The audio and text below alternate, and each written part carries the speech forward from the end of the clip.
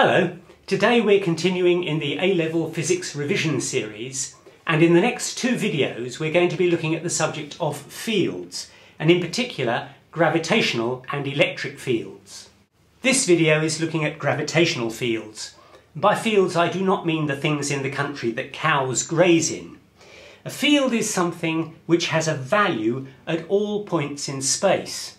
For example, in a room you might take a thermometer and measure the temperature at every single point in the room. Now, it's unlikely that the temperature will be the same at every point. Near the window it might be a little cooler, near the fire or the radiator it might be a little warmer, but there will be a value at every point in the room, and that is the temperature field. And what does a temperature field do? Well, it just sits there. It doesn't do anything until you put something in the field with which that field might be able to interact. For example, some ice in the room will melt, and the temperature field will have an impact on that. So a field is essentially the capability to do something, but you don't do anything until you put something in the field with which it will interact. Now, in respect of a gravitational field, here's a gravitational field, that will sit there until you put a mass in that field. And if you put a mass in the field will cause the mass to accelerate. Similarly, when we get to an electric field, if we have an electric field, you'll find that that will sit there unless you put a charge in the field.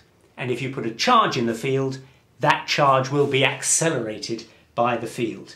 So the field is essentially a capability to do something if something with which that field interacts is placed in the field.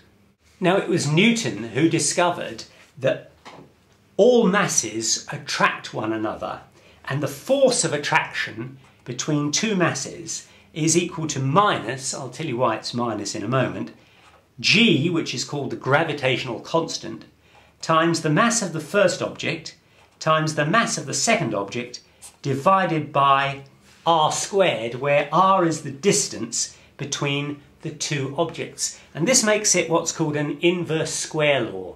In other words, as the distance doubles, the force goes down fourfold, r squared.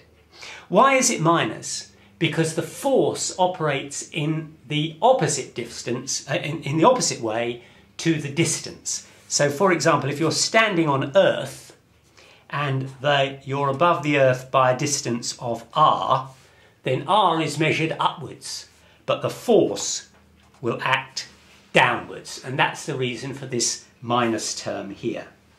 It's important to note that if we're talking about the Earth or the Sun or any large body, r is the distance from the centre of the Sun, not the surface. The centre of the Earth, not the surface of the Earth. Don't make that mistake. R is always from the centre. The value of g is 6.67 times 10 to the minus 11 Newton metre squared per kilogram squared. Which might sound like a mouthful, but when you think about it, the constant has got to balance the two sides of the equation. Force is measured in newtons, mass is measured in kilograms, and since there are two of them, that will be the kilogram squared. And r is measured in metres, and since it's squared, there will be metres squared. So for this to be dimensionally consistent, g has to be in these units. And this force, as we shall see, is the force that keeps the moon going round the Earth and keeps the Earth going round the Sun. Now let's consider what happens if you're standing on the surface of the Earth. The Earth has a radius, r, and not to scale, here are you standing on the surface of the Earth. You have a mass, which we're going to call little m. The Earth has a mass, which we're going to call capital M. And so it will be true from this formula that the force between you and the Earth will equal minus g times your mass, little m, times the mass of the Earth, big M, divided by r squared, because you remember I said you have to measure it from the centre of the Earth, and that means the distance is the radius of the Earth. Now, on the surface of the Earth, G is a gravitational constant, that doesn't change. M is the mass of the Earth, that doesn't change. And r squared, the distance from the centre of the Earth, doesn't change if you remain on the surface. So the only thing that changes is if instead of you being on the surface of the Earth, we're talking about me. So the value of minus gm over r squared is always a constant for anything or anyone on the surface of the Earth. The only thing that changes is their mass. And this value, if you work it out, comes to 9.81 meters per second squared. And that we call little g. It's the value of gravity on the surface of the Earth, or not too far above it. For the first 100 meters or so, this is a very good approximation to the value of the gravitational attraction.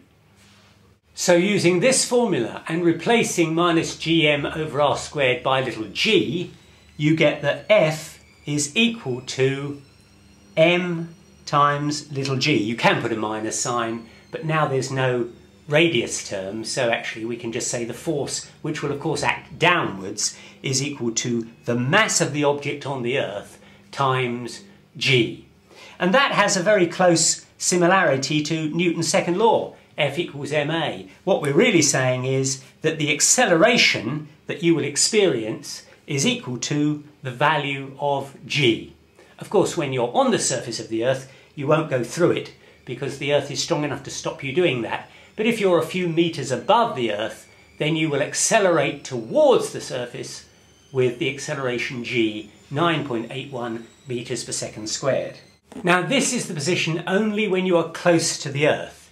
If you are observing the Earth from outer space, then the field lines of gravity, the gravitational field, will move in, and they always of course go towards the Earth, radially, from all directions. But if you are standing on the surface of the Earth, then a very good approximation is that gravity just acts straight down. Now, since the force of the gravitational field is acting towards the Earth, if you want to move something in the opposite direction, you will have to do work.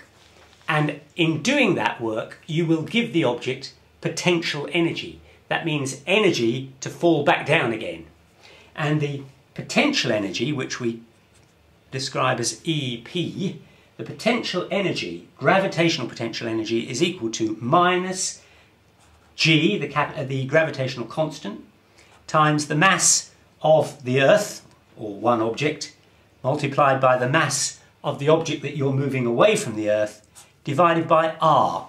And in that respect, it only differs from the formula for the force. Force has r squared. The potential energy simply has r. That's the potential energy. There is another thing which is slightly different called the gravitational potential. And that's what I was talking about, the capability of the field. And this is the capability of moving a unit mass. So if that little m there were a unit mass, then the gravitational potential, which we call V, is equal to EP divided by m, which is minus gm over r. That's the capability of moving a unit mass.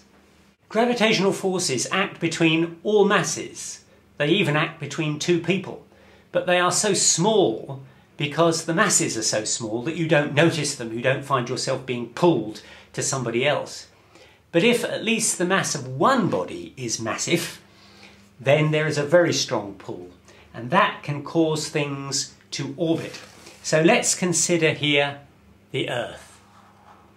And let's suppose that we've got a body, this could be a spacecraft, could even be the moon, that is orbiting the Earth.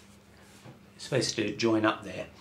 And so here is the body, and it is orbiting with a speed v. Of course, the velocity will constantly change because it's constantly changing direction. And it is at a distance r. And r, you remember, has to be measured from the centre of the Earth. Now, if the Earth has a mass capital M, and the body, whether it be a rocket or spacecraft or the moon has a mass little m, then we know that the force between those two bodies will equal minus g capital M little m over r squared. That's the force that is acting between this body and this body. But if that body is going in orbit around the Earth, then there is a centripetal force that is keeping that body in orbit, and that centripetal force equals mv squared over r. And that force must be being provided by that force, so those two forces are equal. Now, before we proceed to look at the consequences of these two equations, it might just be helpful if I demonstrate why the centripetal force is mv squared over r, since that's something that people don't always know or understand. Let's take a body that is in orbit, or indeed anything going round in a circle, and that circle has a radius r, and the body is travelling at velocity or speed v, but its velocity is constantly changing. It's staying at v, but it's just changing direction. It's travelling in a time dt, and by dt it's got to there, and it travels through an angle that we will call d theta. Now, what can we say? Let's call this distance around the arc of the circle dx.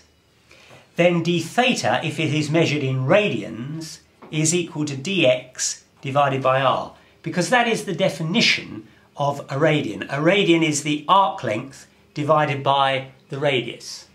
But the distance dx that it travels round this arc is simply equal to the speed times the time. Distance is always speed times time. Speed is v, time is delta t, so dx is v dt. Now let's look to see how the velocity is changing. We need to know what its acceleration is, because although the speed isn't changing, the direction is, and so there is an acceleration. Well, the velocity at this point is in that direction. The velocity at this point is tangential to the radius, which means it is in this direction. And so we can do the usual trick with vectors. We can say, draw a diagram, this is length v, this is length v, that distance there I'm going to call ds, and that angle is d theta. It's the same angle as that angle there. You can do that just by geometry. And so now we can say that ds almost is equal to v, sorry, I've got that wrong, ds divided by v equals d theta. Not quite. What we're really doing is imagining that this is a circle of radius v. And ds is not quite the arc length. The arc length would be an arc. So it's almost ds divided by v is d theta, but not quite. However, if d theta is very small, then the arc length is pretty much equal to the length of the straight line. And what's the significance of the length of the straight line? Well, the length of the straight line is the change in velocity. Because if you want to know the difference between two velocities, you put them tail to tail, and then that line is the distance. So ds is really dv. It's the change in velocity. So now we can say that dv over v is equal to d theta for small angles. As long as d theta is small, then dv is the straight line is virtually the same as the arc length.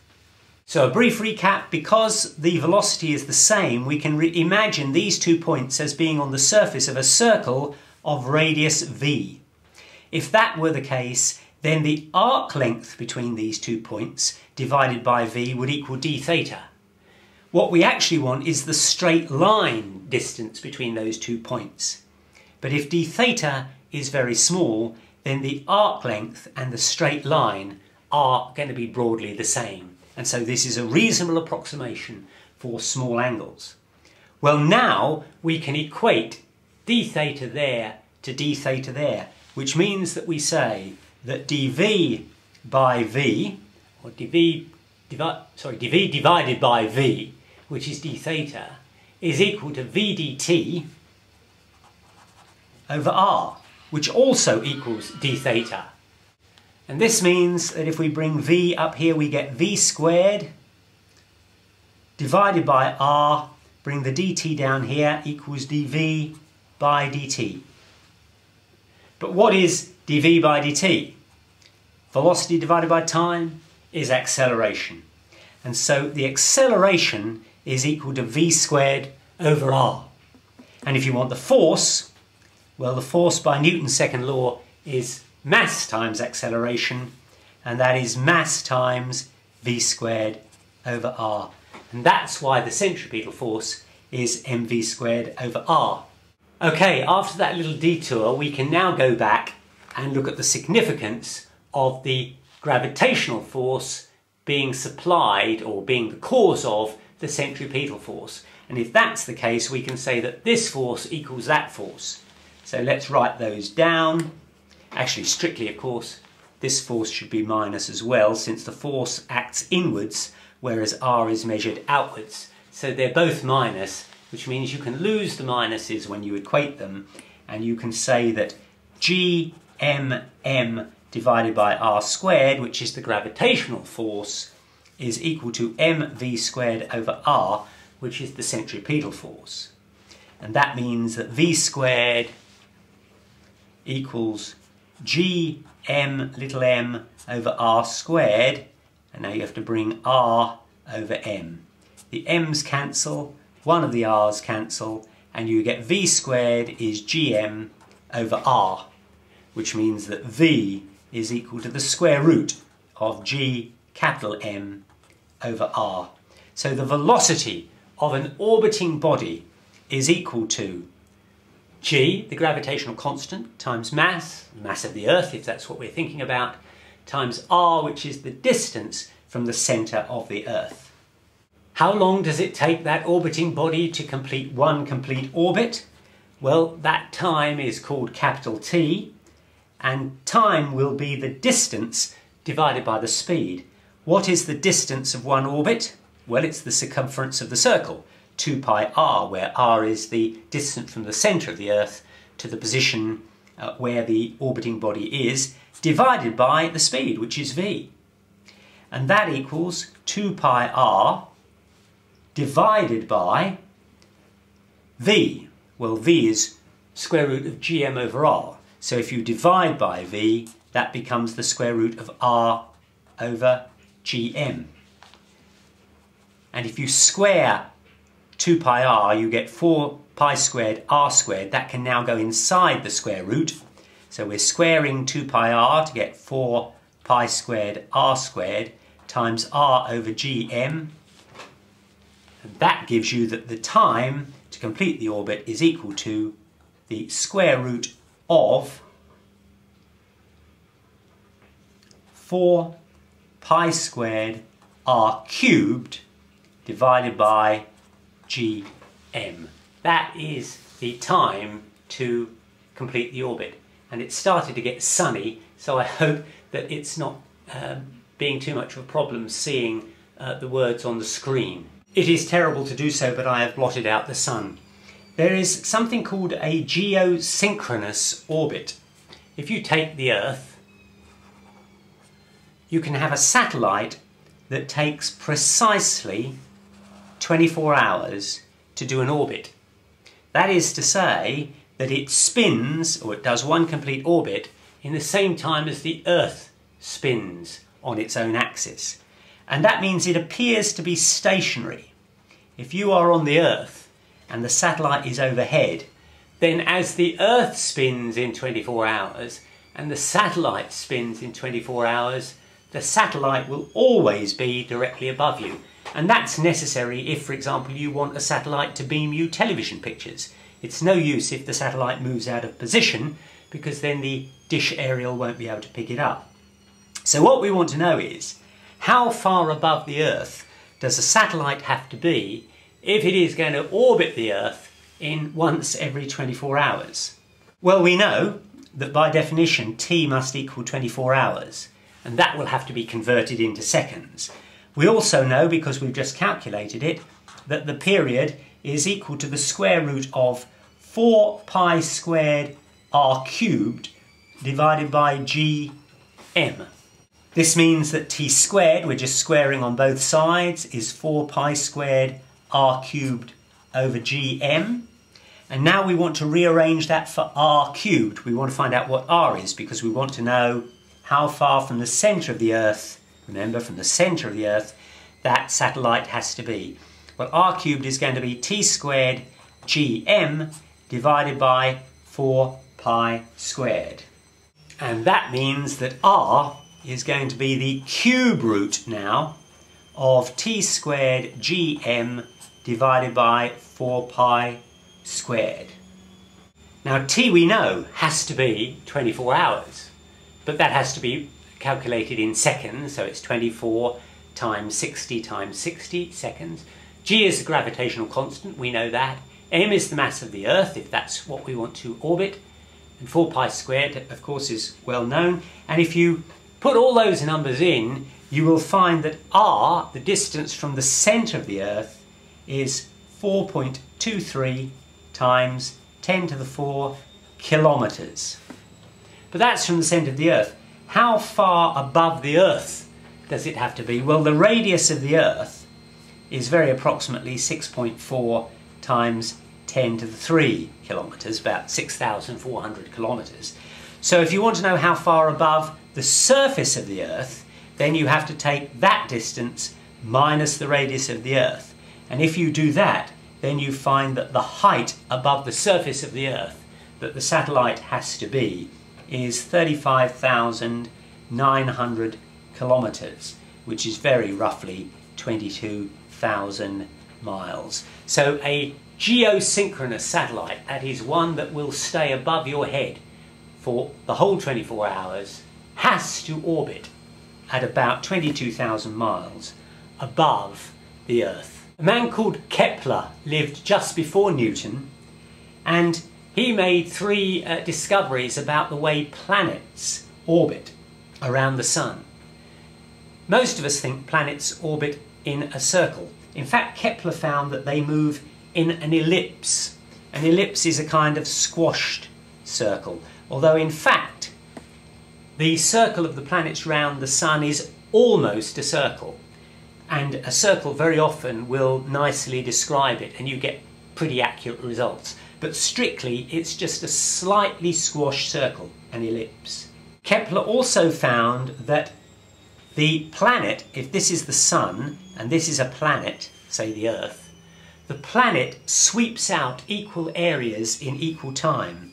So if the planet goes from there to there in a time, let's say t seconds, and then from there to there in a further time t seconds, so it takes 2 seconds from there to there and t seconds from there to there, then what Kepler found was that that area is equal to that area. The planet sweeps out equal areas in equal time. And the third thing that Kepler noticed was that if you take the period of the planet as t, then t squared was proportional to the distance of that planet from the Sun cubed. The time taken to do a complete revolution, one orbit, squared, was proportional to the distance from the Sun cubed. And we now know precisely why that is, because that's what we worked out up here, that an orbiting spacecraft, rocket, satellite, whatever, the time squared is proportional to the radius cubed, because for any given object like the Earth, 4 pi squared over gm are all constants. So when Kepler deduced that, he was on the way to identifying what Newton subsequently formulated. We can now think about escape velocities. Let's suppose we want to get away from the Earth, away from the Earth's gravitational field, which is pushing us downwards. And we want to escape so that we're no longer attracted by the gravitational field. How fast do we have to go? Well, let's call that escape velocity v. And that means we will have an energy, a kinetic energy, of a half mv squared. Now that has got to be at least as great as the potential energy in the gravitational field that would otherwise cause us to come back. And the potential energy is minus gm, where m is the mass of the Earth, times m, which is the mass of the rocket or whatever it is you're trying to get out, divided by r, where r is the distance from the surface of the Earth, because that's where we're starting, and the centre of the Earth. Those two things have to be at least equal. And that means that the velocity is going to be, or the velocity squared, is equal to minus 2gmm divided by mr. And the masses cancel. And now you get that the velocity squared is, we can forget about the minus sign because we know which direction it's going. It's got to go upwards. So the velocity now is, taking the masses out, 2gm over r. And if you work that out, substituting the gravitational constant, the mass of the Earth and the radius of the Earth, you find that for the Earth, the escape velocity is approximately 11 kilometers per second, which is very roughly 7 miles per second. Now you might observe that when a rocket is launched from one of the main rocket launch places, it doesn't seem to go upwards at a rate of 7 miles a second. And the reason for that is it doesn't have to, because it's got an engine. And as long as you've got an engine providing a constant force, then you can go up much slower, because that engine will continue to give you thrust to overcome the potential energy that would tend to pull you back down again. What this velocity says is that if you could give an object a velocity of 11 kilometers per second, then without any further engines, it would go into outer space and out of the Earth's gravitational pull. So if you could get, say, a cricket ball or a tennis ball and whack it with a bat or a racket, and if you could give it a speed of 11 kilometers per second, 7 miles per second, then you could get it into outer space. Now, 7 miles per second, in terms of miles per hour, you have to multiply 7 by 3,600, which I think comes to something like 25,000 miles an hour. So you would have to hit your tennis ball at 25,000 miles an hour in order for it to go into outer space and escape the Earth's gravitational field. And since the best tennis players in the world serve an average of 160 miles an hour, they've got some way to go before those tennis balls go out into orbit.